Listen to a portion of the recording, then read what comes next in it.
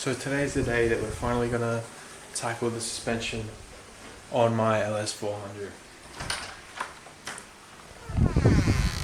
We're gonna start by just taking the wheel off, have a little visual inspection, play around with some arms and stuff, shake the wheel a bit before I take it off, and then I might lower it a little bit as well, because we got room to work with.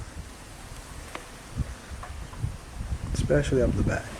I do need to get some spacers eventually, because if you look here, looking straight down, you can't even see my wheel.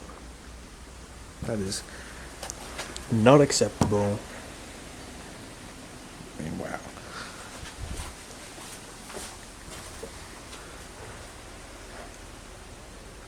Look at that. That's disgusting. We'll start with the front passenger side, because that's the easiest to get to right now. And I like to jack it up just behind the pinch weld. As you can see, these front pinch welds are very cooked, but right behind it is a little spot where you can jack it up from. And I always use a little bit of wood to disperse the weight of the jack, so it's not just jacking up on a little circle. You know, spread it out across the whole thing. Just makes it more sturdy.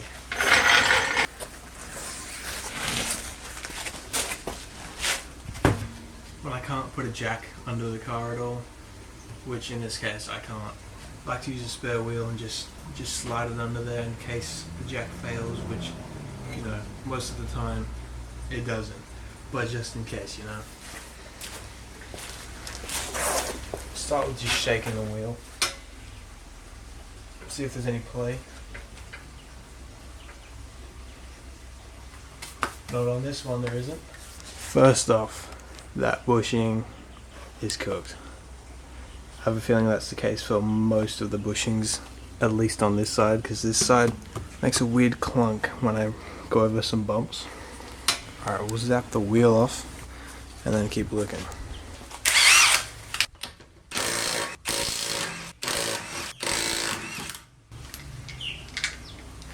That's kind of loud. So I've just been having a quick look in here.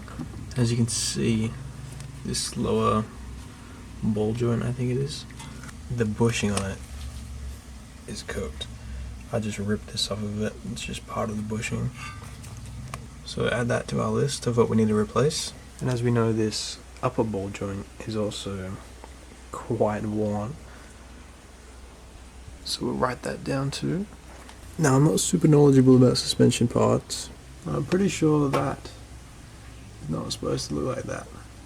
And these, I think they're sway bar bushings. Those could be replaced. So I think that'll do it for inspecting, at least this side. I think what I'll end up doing is just ordering a whole like front suspension bushing kit, you know, if I can, and just replace all of it, because I'm sure they're all 35 years old and need replacing anyways, so may as well do it while I'm in there all at once. But now comes the fun part. It's time to lower it. I didn't actually measure exactly how much I want to lower it by, but I think about 1 inch is what I want to do. So we have to start with loosening this one and then moving the top ring, just twisting it to the left. So we'll get started with that. I've got my trusty coilover wrenches, if that's what you want to call them. So this is how we'll be loosening and tightening it. So like I said, we just want to loosen this bottom one first. We loose. There we go. I give these threads a bit of a clean before I start threading it up. Just got some brake cleaner. Spray it on there. Nope.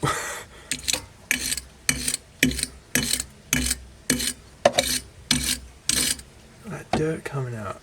So we want to measure from the top, or I guess bottom of this ring to the top of this ring. That is looking like 5 inches, pretty much. Almost exactly 5 inches. So I'm going to drop it to about 4, roughly. Oh wow, look how blue those coils are. The springs. Who would have thought? Okay, so if we move this top ring, spin it to the left, that should lower it.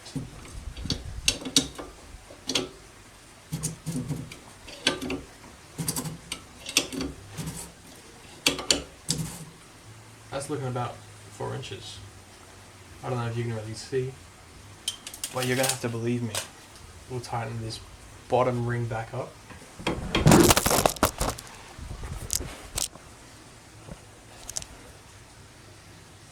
Bro, camera fell. I had it propped up on this. But there we go. I'm gonna clean it all up a little bit just so I can have it look better, I guess. So it's all cleaned up, ready to be put back together.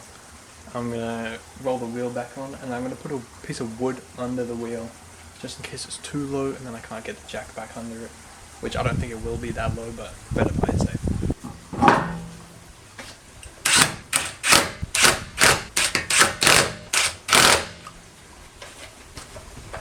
I'll talk them down later.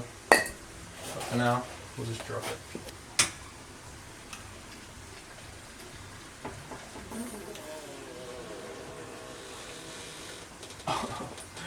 Yeah, it's definitely lower.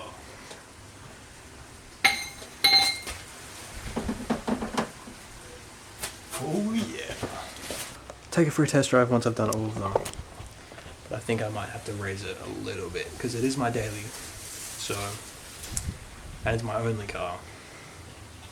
So I don't want it to be too ridiculous. But how it was just way too high, man. I couldn't deal with it. Alright, let's do the other side.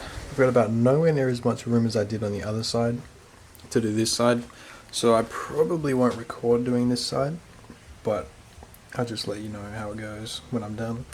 I'll do it before and after right here. Before, and that is the after. Boy, do I need a spacer. Oh my god, bro, like, a spacer is honestly a necessity. We'll get a stronger offset wheel, because, I mean, this is just not it. But I really like these wheels, I don't want to have to change them. But come on now. Fitment, not on point. But overall, front is lower, which is what I wanted. The back's going to be pretty much the same exact process, so I'm just going to not film it and just get it done. And then I'll just show you what it looks like afterwards, once the whole thing's complete. And then we'll take it for a drive, see how it drives, and then call it a day, or maybe adjust it if we really need to. But I hope not, because I hurt my thumb. Well, it seems I've spoken too soon. The rear is not more or less the same. Well, it is, but not in this case. The locking nut that is supposed to spin freely once you loosen it is not spinning. It's just spinning the entire shock body, whatever it is. I've used a lot of WD-40, a lot of brute force, and it's still just spinning the whole thing. So I don't really know what to do. I'm just gonna keep trying, I guess. I just went to lower it back down or whatever, tighten it back up, and it just broke free. See, if I spin this ring nut now, before it was spinning the whole shock. Now it's loose. So I guess I'll just get back to it then.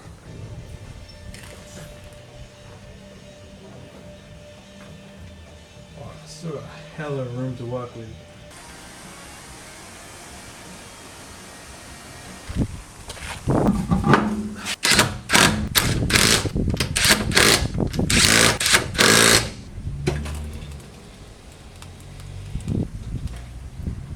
There we go.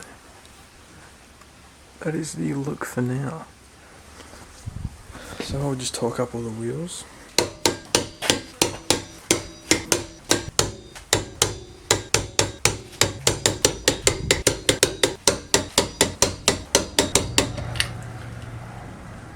Okay, Just taking it for a test drive. Oh my fucking god. That was my fault. I knew that was there. It's rubbing. That is for sure on the front. The back's fine, I'm pretty sure. Shut up, dog.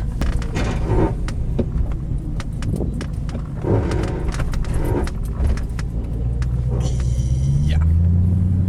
Gonna have to raise the front.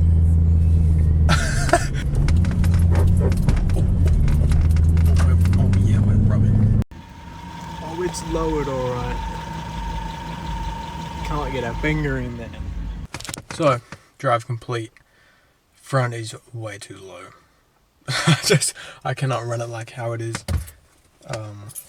So we'll raise that up. I think the back's fine, which didn't really lower as much as the front did. So that makes sense.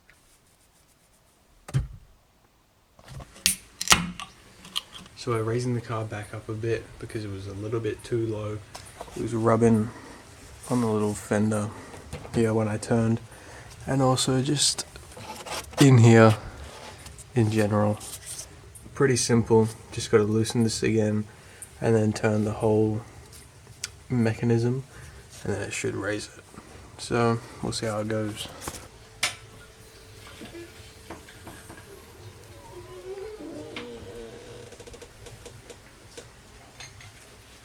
So that's what it looks like on this side that we just raised.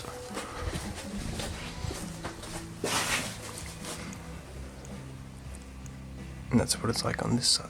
It's definitely lower on this side. Genuinely just whipped up this side faster than you can cook a 2-minute noodles. So drop it and see what it looks like.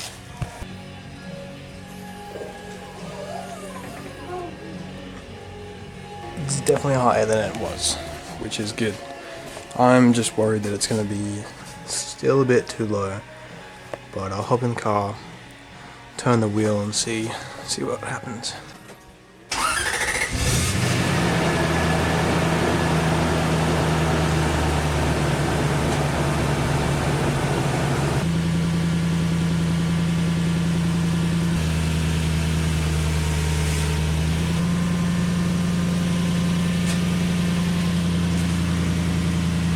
It's clearance now. Before I could not put my finger in there at all. I think that should be good. I mean, we'll take it for a drive and see.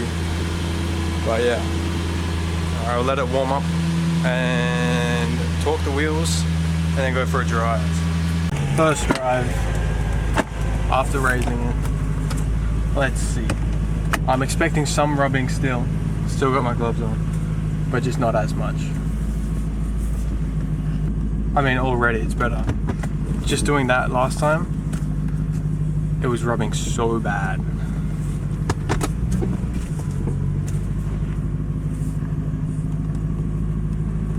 The real test is driving down my alleyway. See, it's rubbing a little bit, but that's fine. We live down the absolute worst road to live down for owning these types of cars. Not only do they get so dirty, but it's so bumpy.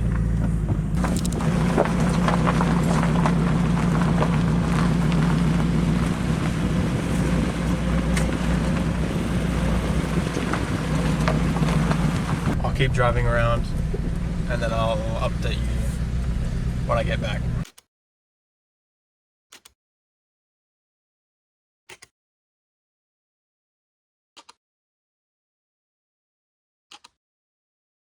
Well, it definitely drives a lot better. Hey, bud. Oh my god.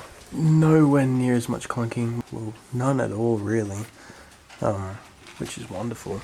And you know, there is a slight rub when you're turning and like going up a bump, but to be expected, really.